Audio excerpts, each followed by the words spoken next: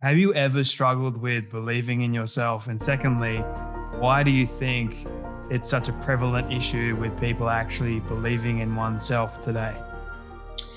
Yeah, that's a great question. Of course, I've struggled. When I grew up, I was the most insecure, self conscious kid. I thought I was hideous. I thought I was stupid. I mean, I couldn't even imagine the life I had today.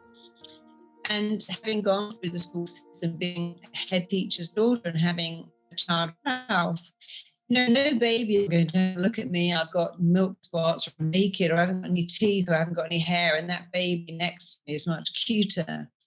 They were born with phenomenal self-belief. I have a great friend called Sammy Shoebox, who's a famous DJ, and he's called Sammy Shoebox. When he was born, he was a shoebox on a rubbish tip. He cried for 3 days, not one day. One person heard this noise and thought it was a cat or a dog. After 3 days, somebody went and lifted the lid up, and there he was, and he was sent to America and adopted. But that of attention, I'm worthy of love. And it's such a shame that diminishes for some people really fast. It starts when people say, well, your sister doesn't get food all over the floor when she eats. Your brother, he could read at 3. Look at your friend. They're so much nicer, smarter, prettier, cuter. It also starts when people say, I love you because you're good. I love you because you're cute. And what we hear is, oh, and if I wasn't, you wouldn't. So it's a great shame in the Western world that we start to give these children parameters to abide by. You got to look like that, do that, work like that.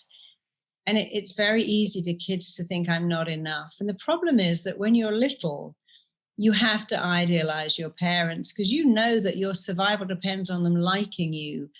And if your parents fail to meet your needs, which happens a lot, maybe they fail to meet your need emotionally or physically, you never stop loving the parent. Children stop loving themselves. They believe it's my fault my mum doesn't, my fault my dad's always shouting.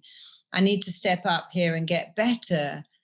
But because it's not your fault, it doesn't stop. And then the kid now has what's called learned helplessness. I can't change this and I'll never be able to do it. And that begins a painful lifetime of always thinking, I'm not enough, I'm not smart enough, interesting enough, intelligent enough. And believe me, there are supermodels and multimillionaires that still have that belief because it starts as a child when it wasn't your fault, but you thought it was. And now most people have no idea how to even undo that.